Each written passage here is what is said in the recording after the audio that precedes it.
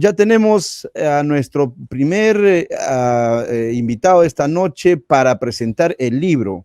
A ver, les comento rápidamente, porque hoy día la jornada académica es bastante extensa, tenemos realmente invitados de lujo, grandes investigadores van a estar con nosotros. A ver, aquí. Este es el libro que está en imprenta. Esto pertenece, es una revista institucional que se titula Folclor, Arte, Cultura y Sociedad, y siempre sale con un nombre, una temática. Esta vez es Josafat Roel y Estudios del Mundo Andino. Rápidamente les muestro las anteriores revistas. Este es el número 1, que salió con el tema de Sico Sicuri, realmente una revista muy importante que se expandió por toda Latinoamérica, y salió un tiraje de 1000 y se agotó, ¿no? Este es el número 2, sale con el tema de la negrería en el Perú, artículos de Chalena Vázquez, artículos de René Calcín sobre la morenada, sobre el Capaz Negro, las negrerías en general. Este es el libro número 3, la revista número 3, también agotado. Es una compilación de diversos temas del folclore.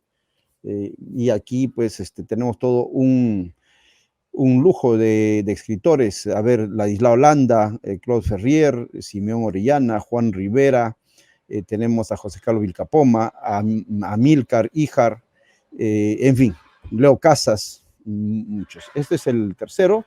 Luego tenemos aquí el cuarto, la cuarta revista sobre danzas y tradiciones del Perú, una compilación también de artículos sobre danzas con un video documental. Y estamos entonces en el libro número 5, que como ustedes ven ha sido mejorado en tamaño, en formato y en número de páginas. Este libro contiene 17 artículos. De ellos vamos a extraer el día de hoy 5 artículos y vamos a conversar con sus autores. En primer lugar tenemos a Omar Ponce, el musicólogo y profesor del Conservatorio Nacional de Música, hoy día Universidad Nacional de Música.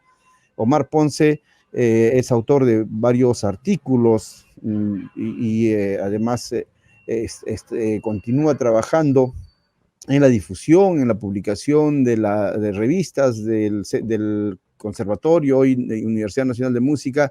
Él ha escrito para nuestra revista un artículo que tiene que ver con el trabajo de Josafat Roel Pineda. Lo invitamos para que él mismo nos explique el título y el tema. Adelante, Omar. Muy buenas tardes. Gracias por estar con nosotros. Carlos, buenas tardes. Buenas tardes a todos los asistentes, a los concurrentes, digamos mejor, a estos espacios virtuales que se han convertido en nuestros espacios diarios y cotidianos, ¿no? En todo sentido.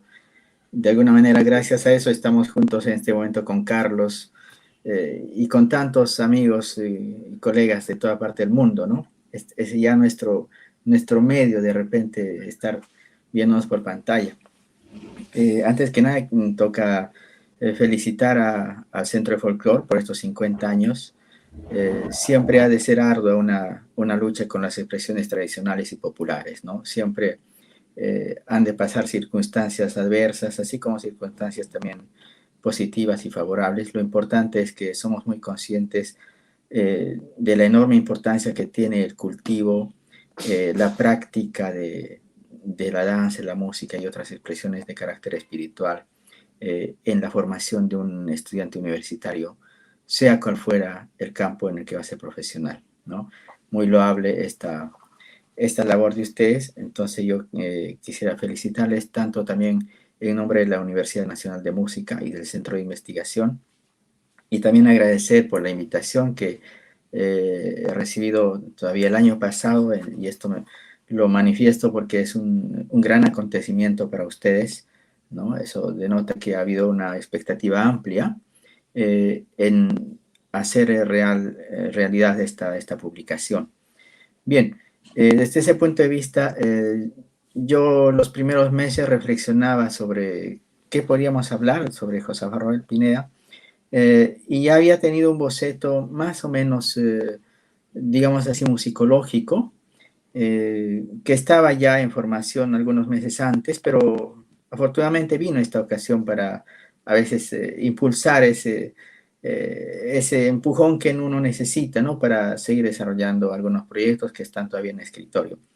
Bien, entonces, la primera cuestión era, ¿qué tanto se puede ver el desarrollo, digamos, de la musicología o de la investigación musical en general en estos últimos 50 años, o tal vez un tanto más, eh, a partir o bajo la referencia de lo que ha dejado José Harrell Pineda?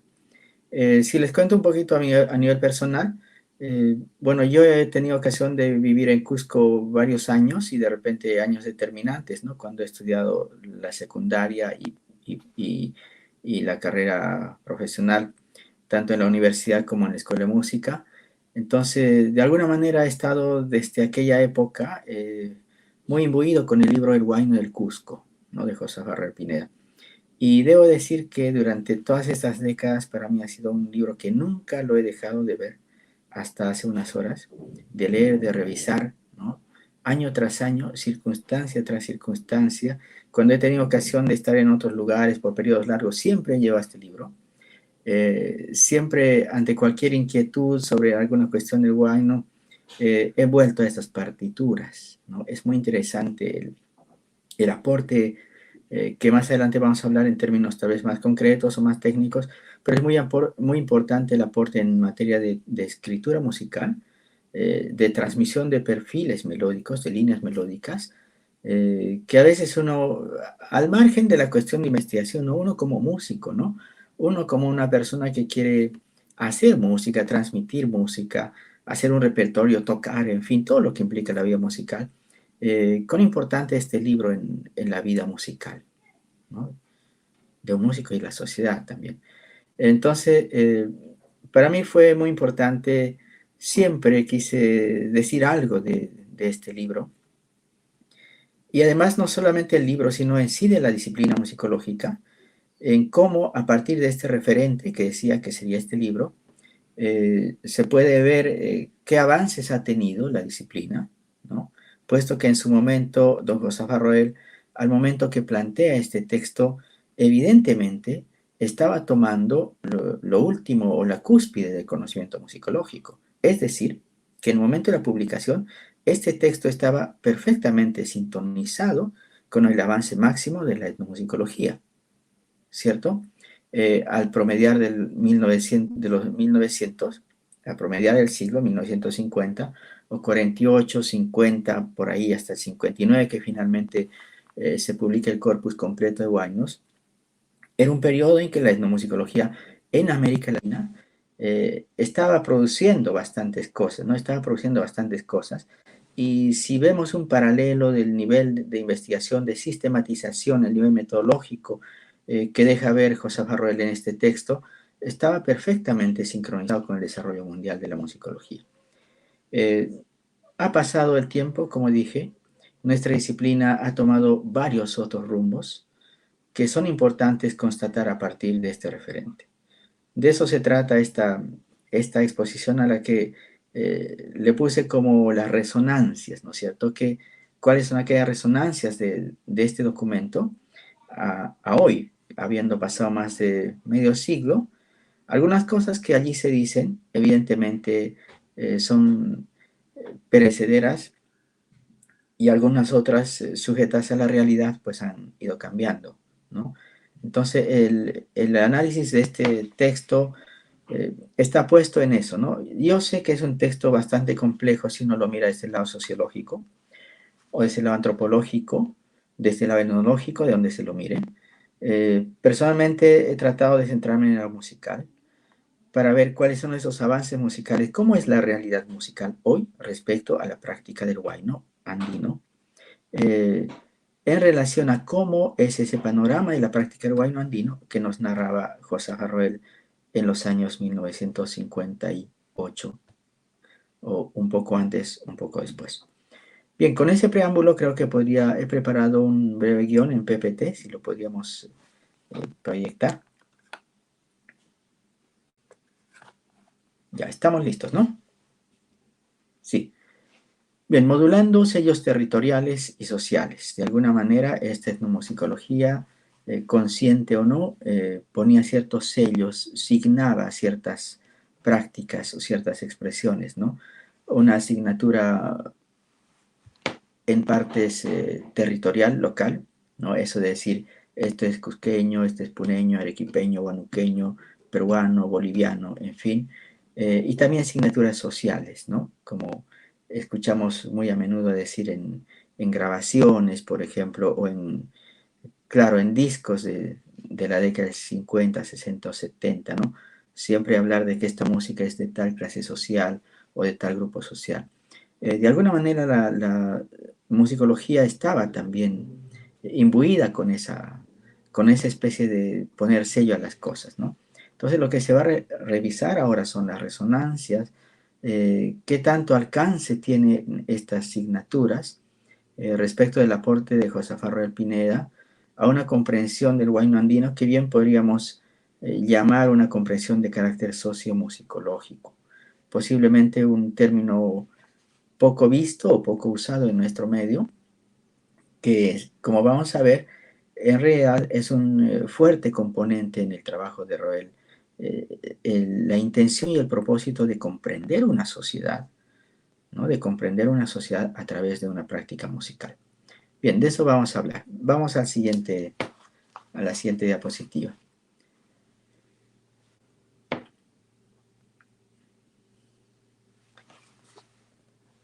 No sé si se podría expandir un poquito más o estamos al máximo de expansión.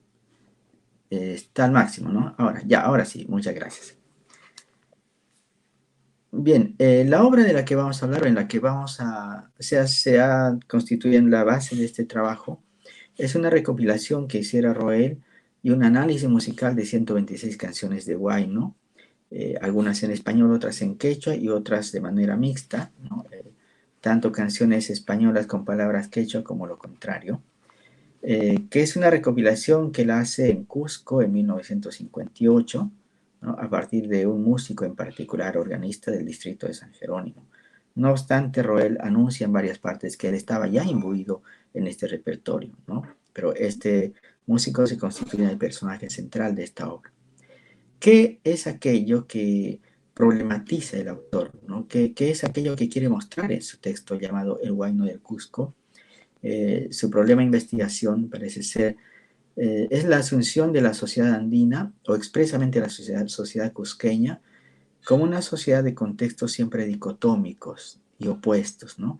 En ese sentido, la práctica musical era distinta en uno y otro para él.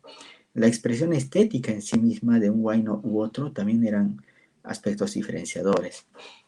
Entonces, en su afán de investigar, él buscaba esa definición de la pertenencia étnica, de la pertenencia política, buscaba comprender esas definiciones a partir de cómo la gente hacía práctica de este género musical, en el caso el huayno.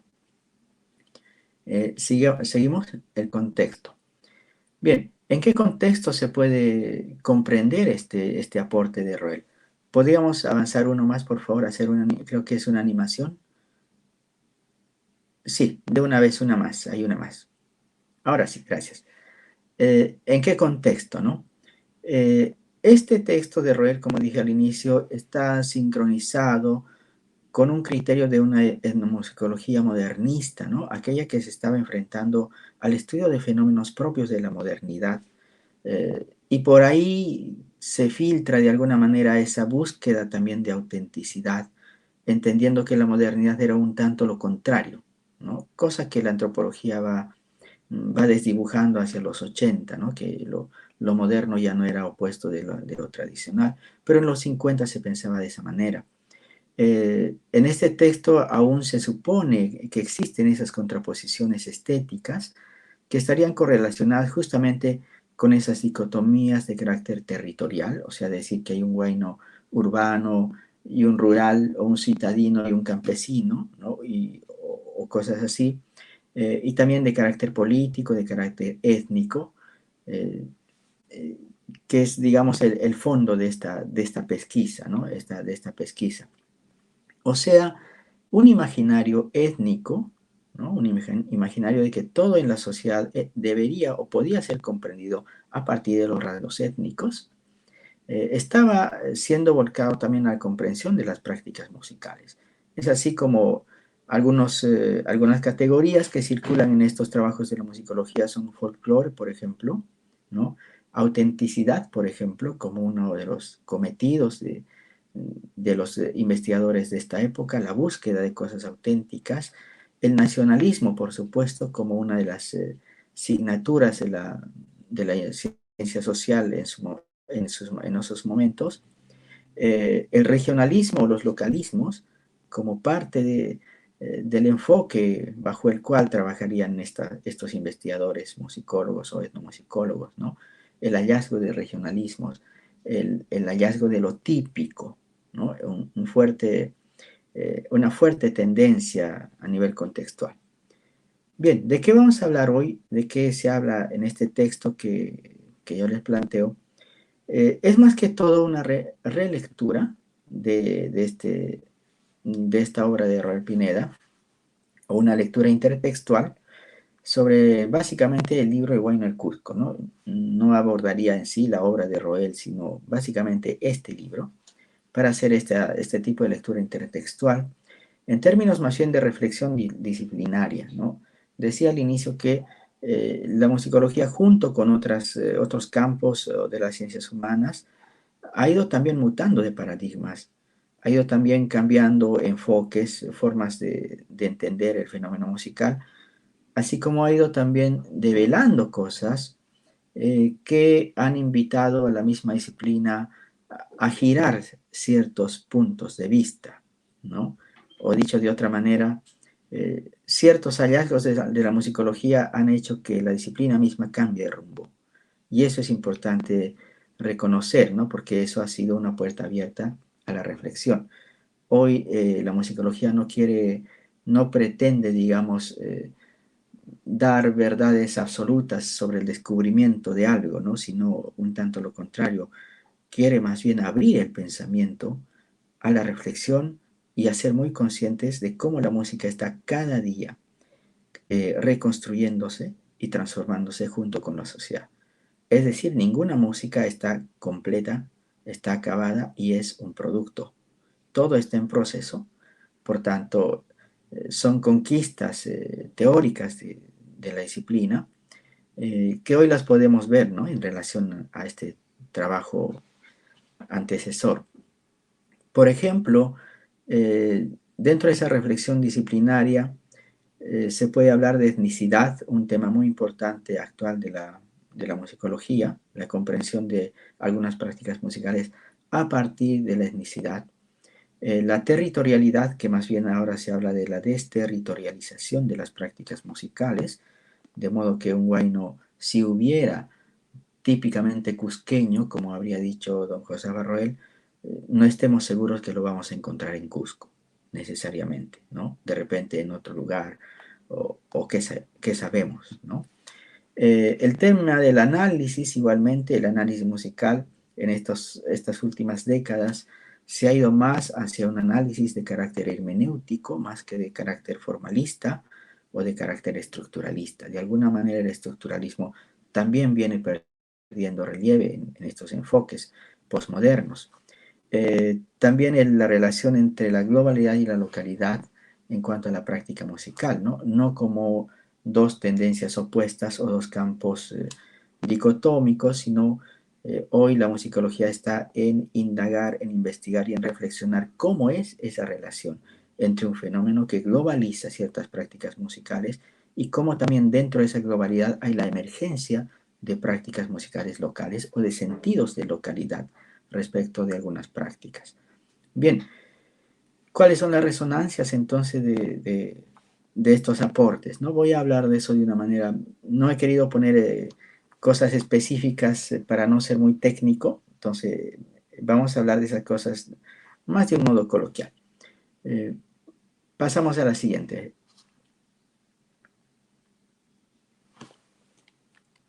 Sí, a la siguiente diapositiva. Bien, si miramos atentamente esta fotografía que ya ustedes habrán captado, es harto conocida, una fotografía tomada por Martín Chambi, ¿no? En 1943. Esta es una fotografía, ¿no? O sea, viene de la mirada a algo, ¿no? No es un cuadro, no es un sonido, no es una cosa un poco abstracta, sino es una cosa concreta que se ha dado en algún momento de la realidad y que ha sido plasmada por una persona bajo el lente de una cámara. Esta mirada del pensamiento indigenista, ¿no es cierto? Este imaginario sonoro que vemos acá es ampliamente análogo al estudio de Roel Pineda. ¿Qué plantea, qué muestra Roel Pineda en este texto? Muestra una sociedad musical, ¿no es cierto?, diferenciada a nivel étnico. Vamos a ver por qué, ¿no? Él quiere determinar, varias veces lo dice en su texto, él está interesado en determinar cuáles son o cuáles serían los caracteres típicos de esa música para él cusqueña, propiamente urbana y citadina, o sea, de la ciudad del Cusco. Y de alguna manera, en consecuencia de ello, vienen también sus hallazgos de encontrar cuáles serían caracteres que no son necesariamente de la urbe, sino que más bien acusarían a otros estilos que serían propiamente periféricos, ¿no? No habiendo un nombre particular para esos múltiples estilos, pues decide llamarles huaynos de tipo regional. Entonces, evidentemente, estaba hablando de una sociedad más urbana, ¿no? Y de una sociedad también más indígena, menos urbana. Y lo que vemos en esta foto es efectivamente, vean ustedes, por ejemplo, la condición eh, cultural o social del violinista, ¿no? Un músico joven, con un humilde polo, que no es una camisa, ¿no es cierto? Menos tiene un frac o un saco, como tiene, por ejemplo, el arpista o el charanguista, ¿no? No tiene zapatos. No es casual que está un poquito más separado de los otros señores. En fin, cuando uno empieza a agudizar la vista, pues ve muchas cosas acá. Yo me he dado un trabajo de ver dedo por dedo, ¿no es cierto?, las acciones musicales de estos cuatro músicos, ¿ah? Deducir incluso las afinaciones en las que están estos instrumentos. Y hay una cosa bien interesante. Primero, vemos esa sociedad multiétnica que de alguna manera está junta, pero tampoco está tan junta, ¿no es cierto? Tampoco está tan integrada, digamos, sino que hay una clara diferencia en que está lo indígena y lo urbano, pero están juntos, pero que no son la misma condición social, ¿no? Ya dije el caso del charanguista y el violinista. Otra cosa muy importante es que este conjunto o daría cuenta a nivel de sonoridad de una música que hoy es una música no habida. Quiere decir que ninguna tradición musical de Cusco, del Cusco actual, en ninguna de las tradiciones actuales podemos ver esta conformación musical. Perdón, les voy a pedir un minuto porque aquí me están notificando que va a acabar la batería, así que voy a poner, por favor, les pido un minuto. Un imprevisto.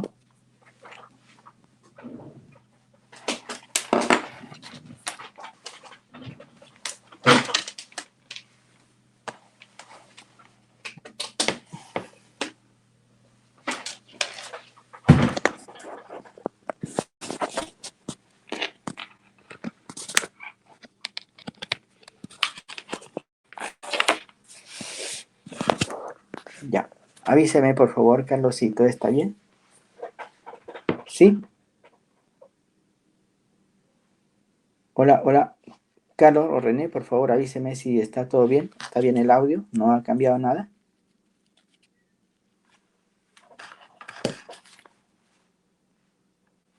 Hola.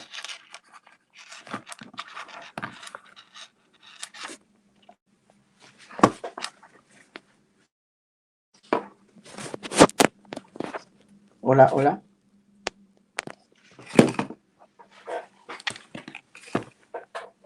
Me avisan, por favor, si está bien el audio o ya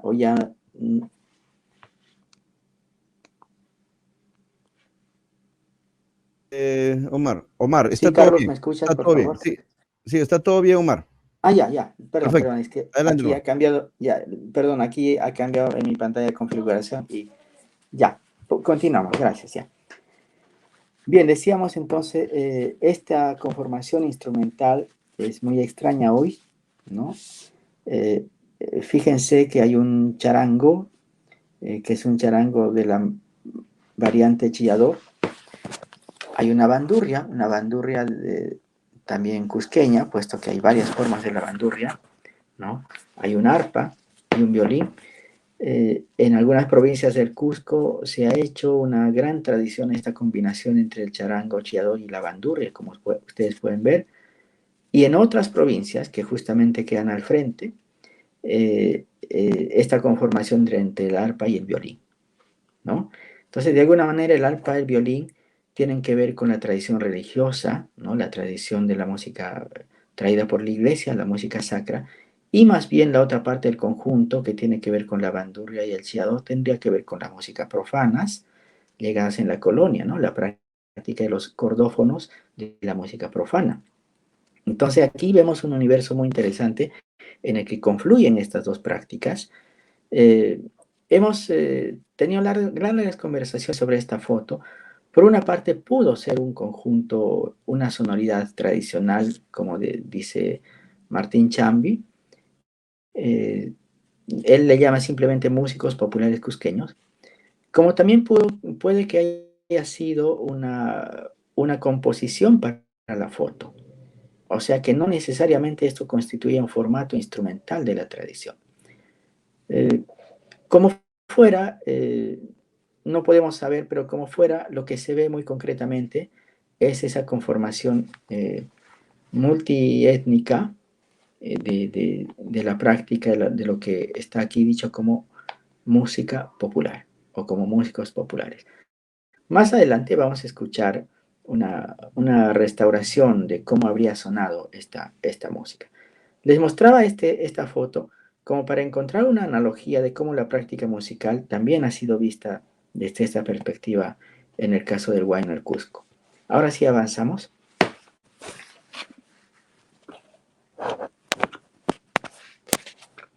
Ya. Aquí se puede ver dos piezas que están en el libro, ¿no? El primero es Coirafra Pilpintuyay y el otro es Pachapacari. Ustedes pueden ver acá la curiosidad que ha puesto el autor en la forma de transcripción, ¿no? Uno que lee música, aquí se puede dar cuenta de que no solo están escritas las notas musicales como un apunte, ¿no? Esto no es un apunte.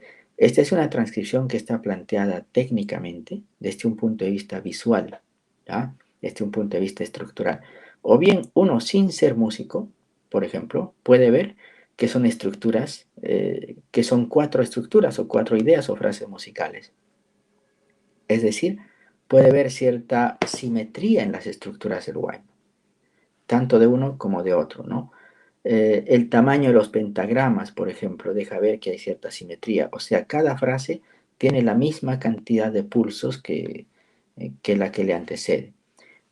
Y bien, uno que lee puede ver evidentemente las variaciones rítmicas en cuanto a figuras musicales, que hoy no vamos a comentar. Pero lo interesante es cómo Roel llega a este nivel de acuciosidad en el planteamiento.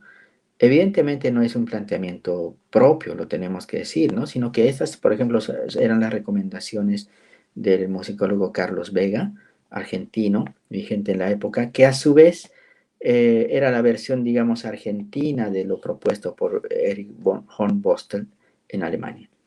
Es decir, que ya estas técnicas de transcripción y de notación estaban propuestas en el campo de la etnomusicología y bien que Roel las toma y las desarrolla, ¿no? Muy importante también su traducción de la letra, aunque hoy va a ser poco lo que podemos decir de la letra, pero para dejar una idea instalada, vean ustedes que tanto Corirafra, Pilpintuyay como Pachapacarif son canciones enteramente en idioma quechua. ¿Qué quería mostrar con esto? Lo que dice en el título, ¿no? El primero es un huayno típico, así llamado, aquel huayno que él encuentra que es propiamente de la ciudad del Cusco. Ese es su concepto de típico, ¿no?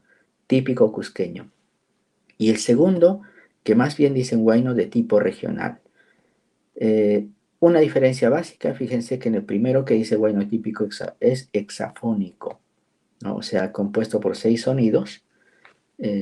Posiblemente ustedes al ver en vuestra pantalla de modo expandido pueden verlo mejor. Yo tengo una versión pequeña, entonces no lo puedo visualizar muy bien, pero lo voy a explicar.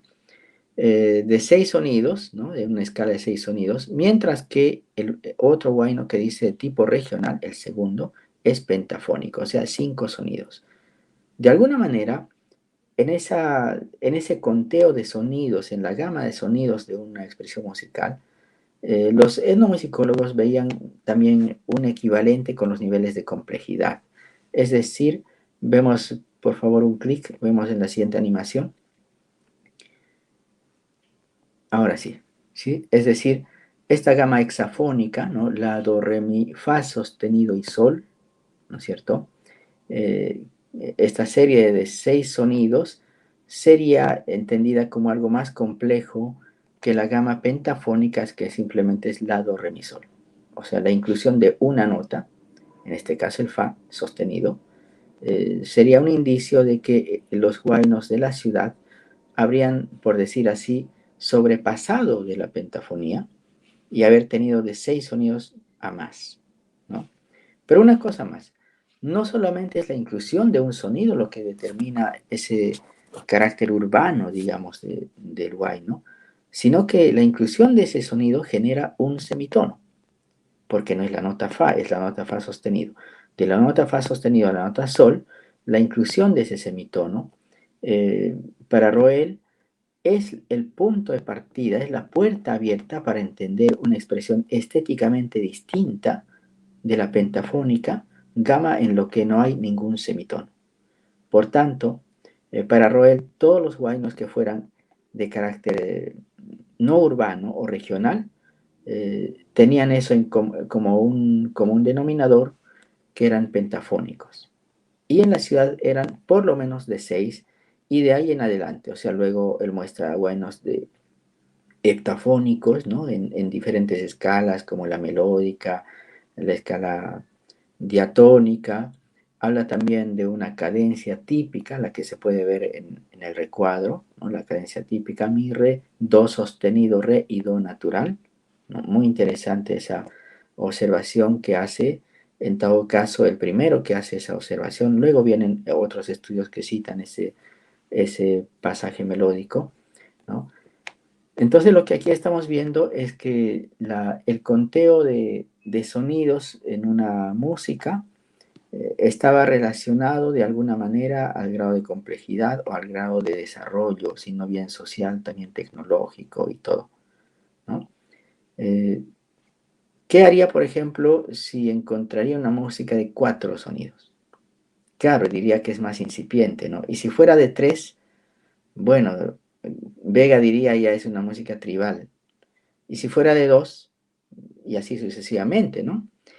Cosa que afortunadamente al día de hoy está absolutamente superado, y sabemos de que no hay una relación, no parece haber una relación a nivel cuantitativo entre la sensación de la música en el ser humano relacionada a la cantidad de sonidos. O sea, no porque una canción tiene 12 notas es mejor canción o transmite más cosas que la que tiene 11 notas o que la que tiene 10 notas. Es decir, ya no parece ser una taxonomía acertada para medir cierto nivel de complejidad, porque finalmente la musicología no está en la intención de medir niveles de complejidad, ¿no? Está, como les decía al inicio, más bien en una forma de análisis más relacionada a la sensación y a la hermenéutica que a las estructuras. Entonces, por ahí, este conocimiento de lo pentafónico hasta la época de Roel ya había sido harto mencionado por sus antecesores, ¿no? Como Leandro Alviña, ¿no? José Castro, los Hardcoats y otros. O sea, ya no era una cosa nueva el tema pentafónico, ¿no? Ya no era un develamiento. Ha pasado el tiempo y lo que se ve es que esta gama pentafónica no solamente es expandida en el huayno, sino en muchas músicas, muchos géneros del ámbito andino y fuera del ámbito andino, incluso fuera del ámbito latinoamericano, ¿no? Músicas de otros continentes tienen esta misma gama pentafónica. Bien, pasamos, por favor. Esa es una muestra a nivel sonoro de cuáles serían para Roel algunos indicadores de qué es lo regional o qué es lo típico, ¿no? Qué es lo urbano y qué es lo no urbano, lo central y lo no central. Hay que entender, como reitero, en el contexto del pensamiento del siglo XX o de mediados del siglo XX. Bien, en esta siguiente parte, como les decía al inicio, solamente voy a comentar algunas cosas respecto a la resonancia de estos aportes. No podemos negar que son grandes aportes, pero tampoco podemos negar el avance de la disciplina y del conocimiento en sí de la música. Entonces, ¿cuáles serían esas resonancias o entre algunas? Vemos, por favor, en la siguiente. Ahí. ¿Cuáles son los aportes musicales? ¿En qué Roel ha puesto una cuota fundamental respecto al huayno, ¿no? En el conocimiento, por ejemplo, de la forma musical. Ustedes han visto en las partituras, en sí ya plantea la forma. La partitura ya tiene un sentido visual que te muestra una forma musical. Roel ha abierto bastante los ojos y los oídos a los músicos en el reconocimiento de variaciones melódicas, ¿no? Como una melodía, por el cambio de una letra, por una palabra en quechua, por decir, hay un cambio hay una variación en la fórmula melódica, ¿no? O por el cambio de idioma, ¿no? Por el cambio de letra, también hay variaciones en las fórmulas melódicas, algunas son de pie ternario, otras son de pie binario, repiten notas o no repiten notas, breves variaciones melódicas, ¿no? Como una forma, digamos, propia de la expresión cantada, ¿no? Otro aporte es que deja ver ciertos modelos, podríamos llamar así, modelos melódicos, que son reiterativos, ¿no? Si uno hace una especie de radiografía de estas partituras, comienza a encontrar ciertos dibujos, digamos así, ciertos perfiles melódicos que son reiterativos entre varios de estos huaynos, ¿no? Uno es variación del otro, y eso es algo que uno no necesita ser científico para constatarlo o para entender, sino eso es algo que cualquier persona sin ser músico lo siente, ¿no? Una persona que escucha un huayno y después escucha uno de otra localidad, rápidamente hace un vínculo y dice, ah, eso parece tal otro huayno de mi localidad, ¿no? O eso parece tal otra canción, ¿no? Entonces, eso que se parece, que se puede percibir de manera espontánea en cualquier persona, no es necesariamente un conocimiento, como digo, académico. Eh, en este caso es evidenciado, ¿no es cierto? En este caso es teorizado, si se quiere decir, ¿no? Si se quiere decir, en la muestra de lo que serían modelos melódicos. También otro gran aporte es cómo nos deja ver el funcionamiento de una especie de sintaxis musical, o sea, una correspondencia entre el carácter musical de las frases. Algunas son antecedentes, consecuentes, parecen preguntas, parecen respuestas, parecen más concretas, otras menos, algunas parecen inconcretas, en fin, nos deja ver cómo se concatenan las ideas musicales a través de estas transcripciones. Nos muestran también las estructuras rítmicas. ¿Cómo es la resonancia de esto hacia el siglo XXI, ¿no? A nivel de manera constructiva? Hoy podemos decir que lo étnico, si bien fuera que, supongamos que en los años 1950 efectivamente el Cusco no cantaba huaynos pentafónicos, sino hexafónicos y heptafónicos, y que fuera del Cusco se cantaba huaynos pentafónicos y no hexafónicos heptafónicos, hoy esa realidad definitivamente ha cambiado. Lo étnico ya no define la práctica. Puede ser que en la misma ciudad, en la misma urbe, se siguen y se cantan cada vez más huaynos pentafónicos, y no solo en Cusco, en Lima y en el mundo, ¿no? Como puede ser que en los pueblos más pequeños y recónditos están integradas perfectamente todas las otras formas de escalas. Ya no hay una exclusividad en este sentido, ¿no? La etnicidad como forma de entender algunos fenómenos que viene tomando fuertemente la musicología moderna, ¿no? Nos dice de que las prácticas musicales de carácter étnico, entiéndase, ya no están anexadas o delimitadas justamente o únicamente por la pertenencia étnica, sino que son prácticas en tanto étnicas, pero que son tomadas por personas de diferentes proveniencias por otro tipo de factores de identidad que no necesariamente es la identidad regional, local o étnica.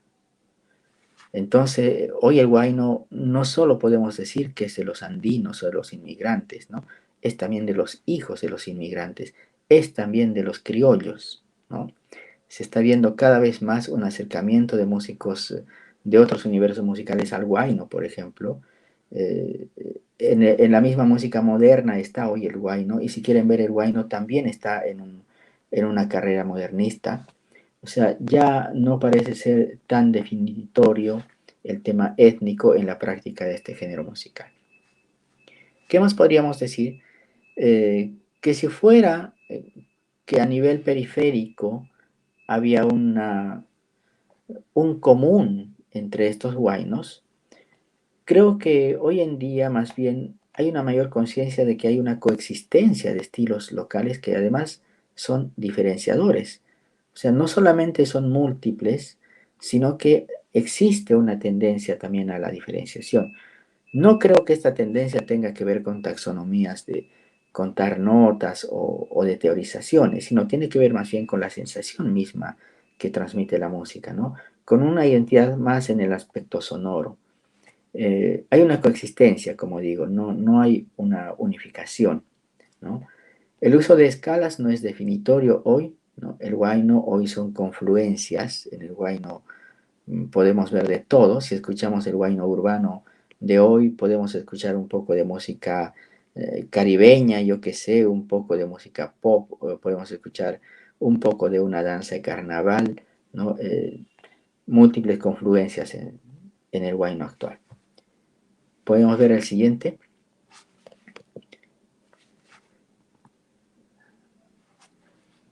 ¿Cuál es el estado entonces de la cuestión sobre el huayno desde la perspectiva transcultural? De alguna manera hemos ido dando respuesta a esta pregunta, ¿no? Pero claro, fíjense, tenemos que reiterar cosas, ¿no?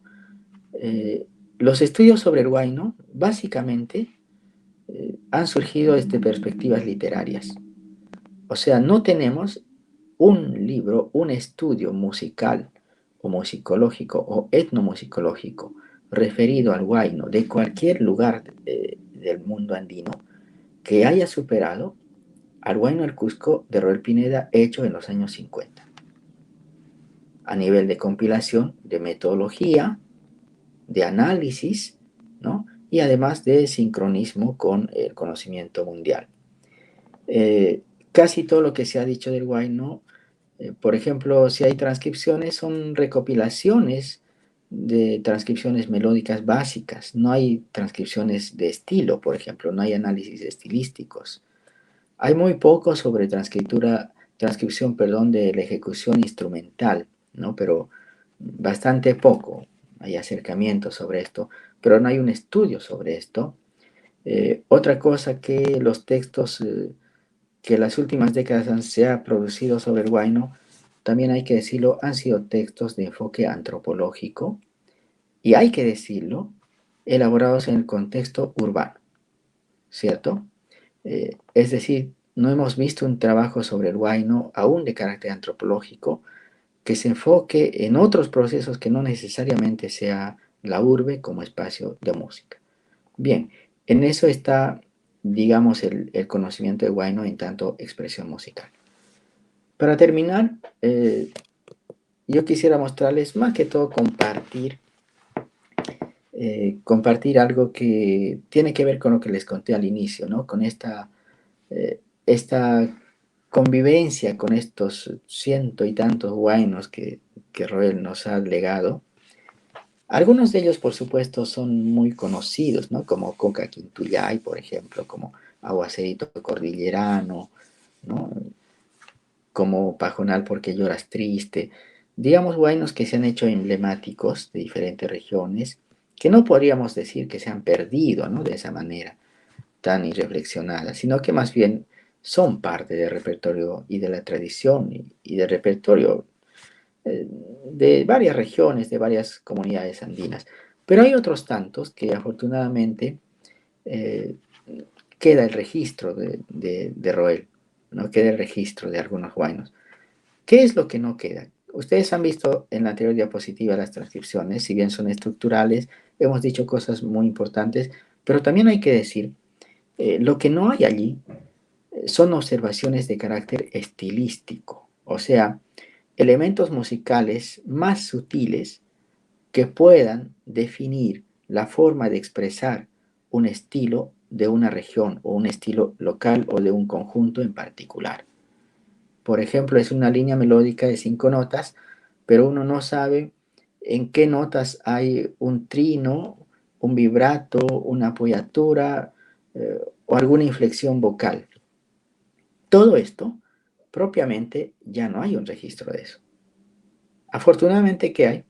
Hay la posibilidad de reconstruir o de restaurar esas sonoridades, como un cuadro que solo uno ve los trazos y luego lo restaura, ¿no? Con cierto conocimiento, por supuesto, del estilo pictórico, de la época y todo esto. Entonces, lo que hemos hecho con dos de estas canciones de Roel ha sido un intento, una experiencia de restauración, tomando sus transcripciones y luego, bueno, escuchando reiteradas veces para determinar más o menos cuál sería su rasgo estilístico y poner ese tipo de elementos estilísticos para que tenga cierta vida o cierta sonoridad justamente local, cusqueña, típica, como se le quiera llamar, ¿no?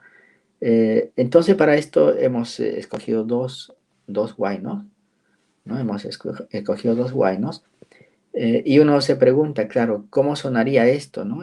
Ya que la transcripción es solo de la línea melódica, no se escribe acompañamientos, bajos, ornamentos, yo qué sé, no se escriben otras cosas de la textura misma y la música. Entonces la restauración ha incluido ese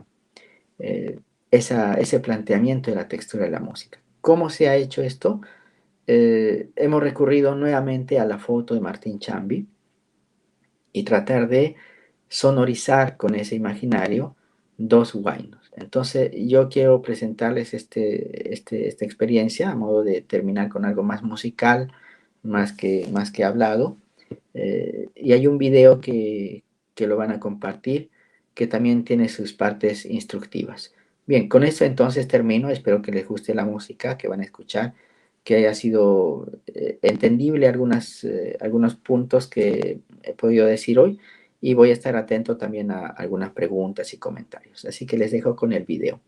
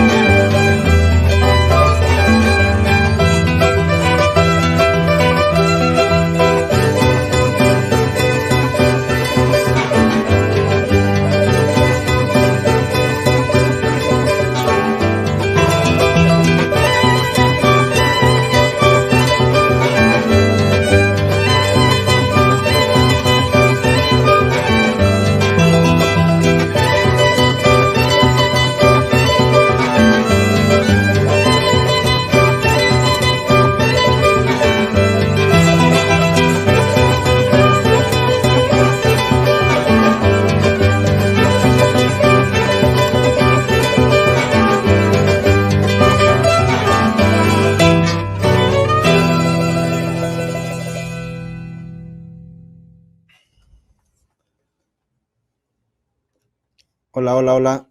Hola. De repente la reproducción, por lo menos yo no la he notado muy bien, pero creo que se puede pasar a todos los concurrentes. Hay un link para que lo puedan ver detenidamente en YouTube, ¿no? Ustedes ponen Perfecto. Josafat Roel Pineda y ponen dos Dos guainos, ¿no? buenos, Y con sí. eso, dos guainos y con eso rápidamente van a poder acceder a, No.